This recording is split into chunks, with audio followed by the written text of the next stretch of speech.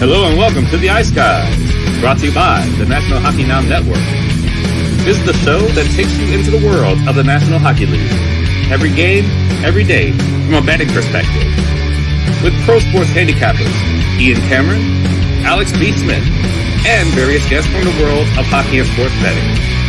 And now, here's your host, Ian Cameron. Welcome to the Ice Guys, presented by National Hockey Now, Monday, November 14th. Ian Cameron, Alex B. Smith with you, ready to break down the Monday card. If you follow me on Twitter, you know it is a massively busy day of shows, one after another. So we're ripping right into the card right away at this four-game slate. We'll start with the New York Islanders and the Ottawa Senators. Islanders minus 125, road favorites, 6 the total in this game.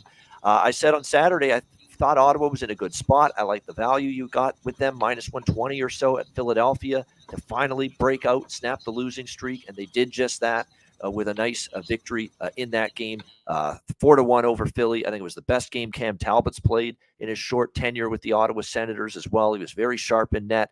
I think there's a chance they carry it over here. I know they've struggled at home lately, but they've just struggled in general lately. It's not like it's just been at home. They lost, of course, on the road to Tampa, Florida, and New Jersey as well. I think getting a win, all of a sudden it gets confidence going. You feel better going to the rink every day. And I think you just will see that here, kind of like what you saw with Pittsburgh when they broke their streak. They won a few. St. Louis, same thing. Look at St. Louis. They beat San Jose, and then they went to Vegas and beat the Golden Knights on Saturday night. So it's amazing what one win can do for these teams on these losing streaks. And I think there's some value on Ottawa, too, here as a home underdog. And the Islanders, you look at them, it's not like they've played the best hockey lately. They were playing well for a while, but suddenly these last two games, they have the loss to Arizona, which I took the Coyotes that night 2-0. And then the last game, they had to rally from a deficit, believe it or not, against Columbus to beat them. Beat the Blue Jackets 4-3 in overtime. Haven't seen Sorokin give up 3 goals or more in many games lately. He finally did that, obviously, on that game against Columbus on Saturday. We don't have goalies confirmed yet. And this is, by the way, note the start time. I can't explain why, but it's a 5:30 p.m. Eastern game, Alex. It's the weirdest thing, but it's an early start here in Ottawa, so be aware of that. Don't have goalie confirmations, but I like Ottawa a little bit here as a home dog. What do you think, Alex? Yeah, I was going to ask you because I know they're playing in Ottawa, so I was going to say, there's something, some kind of a holiday in Canada or something that was going on to warrant this early time. I have no idea what it's about either. I tried to look it up and couldn't find anything. So just one of those occurrences. And sometimes you see teams get off to weird starts when they are out of rhythm playing. This is a Monday day game, which you sometimes have for holidays, but I just think that we might see a bit of a slower start here. The Islanders have been playing very well, and they've done well against Ottawa historically, too. Looking back, they've won 9 of the last 10 meetings, as well as 5 of the last 6 in Ottawa. So that's something that's kind of scaring me a little bit on the Sens. Yes, they've got to win. They've got things rolling in the right direction. But this Islanders team that's playing way better than I expected. Honestly, being second in the Metro right now, I'm not going to lay $1.25. This is when I'm going to watch and maybe look for some live spots. Because I've been hitting a lot of these live overs lately, waiting for that number to drop. Maybe if we see the pace increase a little bit, which we've been seeing that more and more with Ottawa, with the Islanders more than usual. You might be able to get a spot for a 5.5 or even a 5 if you have like an MGM book that goes in half goal increments and jump from there. Yeah, no question about that. It's a good point there that you raise. Shane Pinto probably, and for a goal scorer, maybe Alex DeBrincat because he's struggling. He got 2 goals against Philly. So sometimes when you see that, it's definitely going to be a boost and you get on a little bit of a run offensively. Yeah, Thomas Chabot on IR is definitely unfortunate for the Ottawa Senators, injured in that loss to the Philadelphia Flyers. That's a huge concern for me here too. But you've got Jacob Larson, Nick Holden. These are guys that have been around the block. They're veterans. Sanderson and JBD, Jacob Bernard Docker, going to be the top pairing. Brandstrom and Hamonic, the second pairing. So, and sometimes the first game without that player, everybody rises up. I've mentioned that angle many times before. Maybe you see that here with the Ottawa Senators here. First game without Thomas Chabot in the lineup. And like I say, it's decent value. Up 105 here. They are as home underdogs. LA Calgary. We've got the Flames minus 180, home favorites, 6 the total in this game. Same kind of thing we talked about just now with Ottawa. We mentioned it with St. Louis, Pittsburgh, all these teams that were on these massive losing streaks. They're now all of them snapping out of it. and maybe going on a run in the other direction. Could that be the case with Calgary? Snap their losing streak against Winnipeg. Calgary team that was playing better hockey than that losing streak would indicate. We talked about it. The New Jersey game, the Islander game, so many games they carried the play. They were the team that was in better form, and they just were not getting the results to go with it. So when I look at this matchup here, I think it's a chance for the Flames to get on a little bit of a roll. But I don't know if I want to lay minus 180. If this was a better price, I'd be on Calgary. I lean Calgary in regulation maybe, but at the same time, even the Winnipeg win was close, 3-2, and LA has won 3 in a row. And, finding ways to win. And every game they've played, it seems lately, has been a close game. Even the loss to Chicago, 2-1 in overtime. They're playing a lot of close games. This could be a draw candidate, and I'm not the draw guy. Alex is. But this definitely could be a game that's pretty tight, close, and maybe ends up going toward a draw. It's actually a game from a side and a total perspective. I don't have a strong feel for it, but more of a game that I will look at maybe some props here as well. Look, Velarde's ship has sailed, unfortunately. I'm seeing plus 140 now that some books have on him to score a goal. So they've really adjusted that to the point now where it was fun betting Gabe Velarde a month ago, not necessarily getting the value now on him to find the back of the net. For Calgary, here's an interesting line combination here. Adam Ruzicka here for the Calgary Flames scored a goal, had an assist against Winnipeg, and top line tonight for him, slated to be on the top line at least with Elias Lindholm and Tyler Toffoli for the Calgary Flames tonight. Adam Ruzicka, there's your bargain bin. There's not a whole lot of great bargain bin player props on this limited 4-game NHL slate tonight, but that was definitely one of the ones that stood out like a sore thumb to me. Guy that got a goal the other night against Winnipeg in the victory for the Calgary Flames, and now playing alongside Elias Lindholm and Tyler Toffoli on that top line, and priced at plus 500 to plus 525 in many books to score a goal tonight for the Flames. So I think that's outstanding value. Because again, I love doing this, Alex. I'll do it again here with Ruzicka. Let's look at what Lindholm is to score a goal tonight. Plus 155 to as high as plus 210. Right. Let's look at what Tyler Toffoli is the other guy on that top line to score a goal tonight. Anywhere from plus 210 to plus 280. And yet here's Ruzicka, plus 500, 525. So those are the kind of things I love to see in the bargain bin goal scorer market.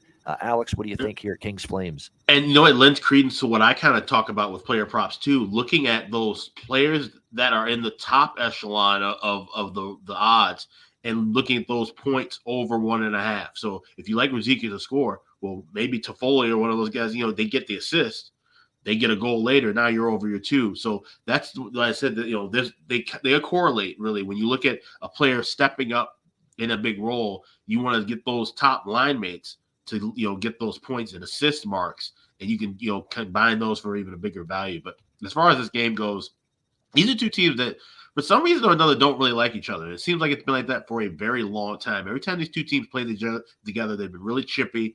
And obviously Sutter, being a former Kings coach, he knows that. So now being on the outside of the fence, I think we still see that, and we've seen a lot of close battles back and forth with these two teams. Looking at the last 3 all decisions decided by 1 goal. One of those games went to overtime. That's what I like here, plus 355. And then that's great value for two teams that have kind of been up and down, clashing. And like I said, these are two teams that don't like each other. They know it's a division rivalry game. These are 2 important points to both clubs going in different directions. So I'll take a shot here with the draw at plus 355. All right, liking the draw here. I figured this could be a draw candidate, and indeed it is for Alex. All right, Carolina and Chicago. We've got the Kakalaki here, the Hurricanes minus 220, road favorites, 6 the total in this game, shaded to the under. This is a tricky game a little bit here in terms of the spot for Chicago returning home off the road trip. We've talked about these kind of situations ad nauseum, but these haven't been the automatic fade spots that we normally think of. Because some of these teams have performed better than expected in that first home game off a long road trip. I find for some reason this year, those teams are performing a little bit better coming off the road trips when they return home. And that's the case for Chicago following 3 games against Winnipeg, LA, and Anaheim on the road. And they did lose the first 2 against Winnipeg and LA, but got back in the win column, beating Anaheim. Anaheim seems to be that get-well team for any team right now. And Chicago gets the 3-2 win against the Ducks in that game. We'll see if they can keep it going here as they return home to the Windy City against a Carolina team that probably not going to be happy with the way they've played lately. Outside of the blasting 7-2 over Edmonton, they get shut out by Florida, lose to Toronto, and 4-1 against Colorado on Saturday night. I was shocked the line was that cheap, honestly, on Colorado on Saturday night. I couldn't believe it was just minus 130, and I actually went down even further. And I like Carolina, but Carolina's been erratic a little bit this year. A lot of their wins, if you actually look at the 9 wins they've had, many of them have come against Sisters of the Poor, honestly, this year. So there is some holes to poke in the way Carolina is playing right now. So many holes that I'm not going to take Carolina here. In theory, they're better than Chicago, but you're not getting a bargain. Even the regulation price isn't tempting enough for me to bet it. And it does feel like a spot where you kind of want to go against Chicago, but at the same time, teams have been faring a little bit better first home game off this road trips this year. So it's going to be a pass for me all around with the side and the total even. I'm neutral on it. And Chicago's actually played a little bit under as of late. And we got to give that kid credit in net, Arvid Soderblom, honestly. I mean, Alex doesn't believe it. I don't believe it. It's going to be sustainable long-term the way he's playing right now. But he's playing well the last few games, and we'll see if that carries over tonight for the Blackhawks, although we won't know because Mrazek is going to get the start tonight for the Blackhawks. Of course, he's just recently come back from his injury. He got this LA game last week and actually didn't play that bad. 33 saves on 35 shots for Mrazek, but how long is he going to be able to stay healthy and on the ice? And it looks like it's Pyotr Kochetkov for Carolina. Keep in mind, Freddie Anderson's still on the IR. They don't want to run Antti Ranta into the ground, so you're going to see Pyotr Kochetkov, who we saw a bunch last year down the stretch for Carolina in net. What do you think here, Alex? So this is a lean to the draw at plus 385. And the reason I like it has now changed a little bit because, like I said, it's Kochetkov and net instead of Antti Ranta. Ranta's numbers against Chicago are dynamite, and I'm surprised he didn't get the start here. 4-1-1 with a 1.48 goals against and a 954 save percentage. He's the guy who I thought got the raw end of the deal at the time with the Hawks, and he got moved. And so far he's played well. Peter Mrazek, who was just with Carolina, he's 7-2 lifetime against Carolina. So you feel like this would be two goalies that would be really hyped up to battle their old teams and play a close game. But looking at Chicago, he said it's not an automatic fade. And the reason for that is that 3-game road trip, we saw progression from them, right? We saw them play a terrible game and get shut out by Winnipeg, but then they progressed, played a better LA team, or at least a good LA team, in my opinion, and hang around, end up losing that game, beat an Anaheim team that's been just dreadful against everybody. So we've seen the progression of them getting better and better. I think they'll have some energy and momentum in this spot back at home. Maybe look at Hawks money line on the first period because this number is so inflated because of Carolina. Kochetkov in that is interesting because keep in mind the Carolina Hurricanes affiliate of the Chicago Wolves.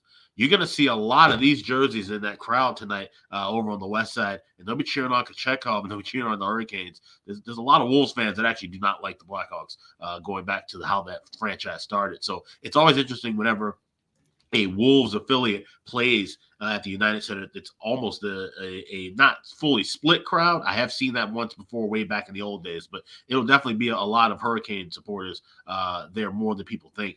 That being said, I think this is going to be a back and forth game. I think we see some good offense going from both clubs, but I'm looking overall at the draw. I think that's a big price, plus 385, which I like to look for those draws when you see the inflated favorites here in that $2 range.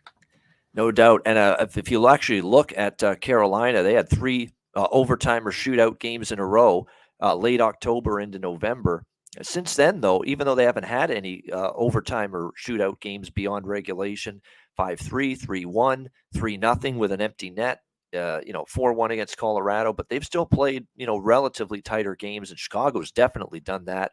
3 of the last 4 games for the Blackhawks have been decided by 1 goal.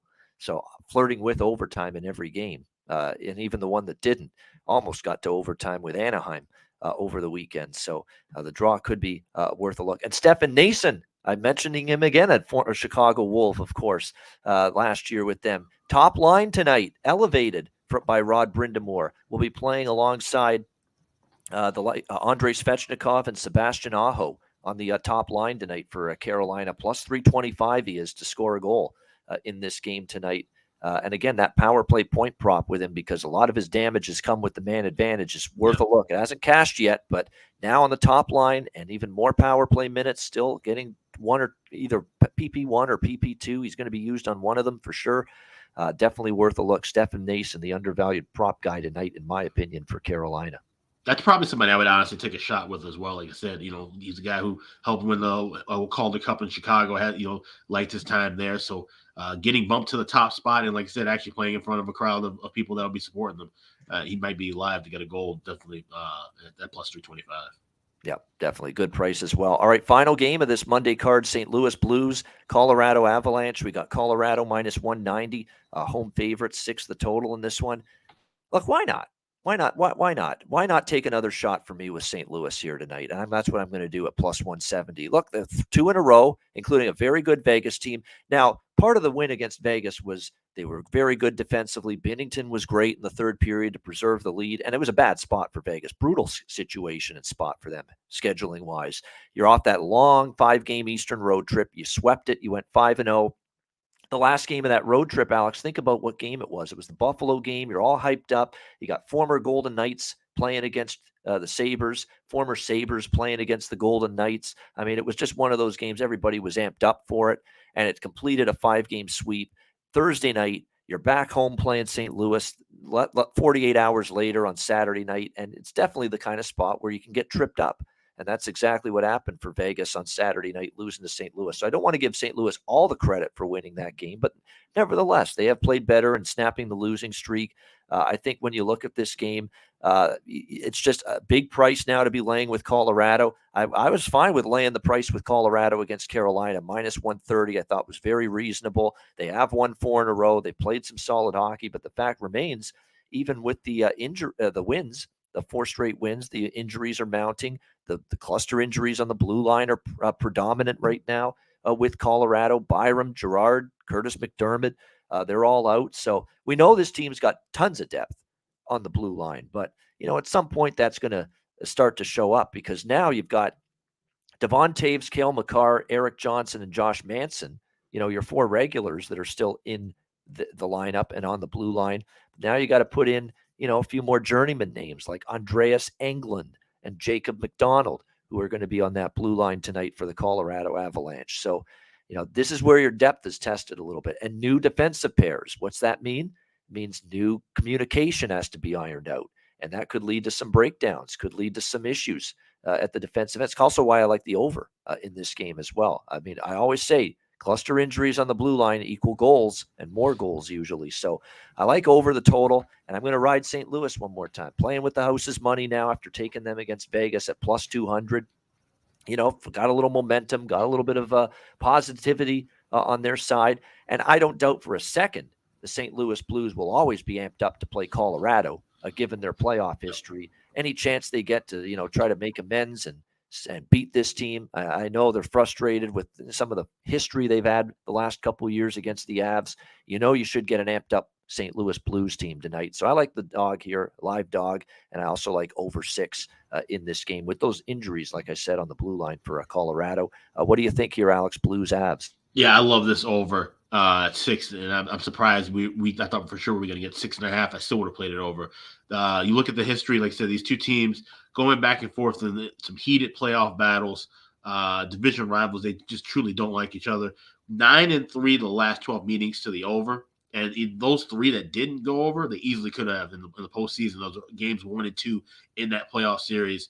They were just a goal away from cashing in each of those. So it's been a high-scoring affair. We know how Binnington can be really shaky. The Blues haven't played that well in Colorado.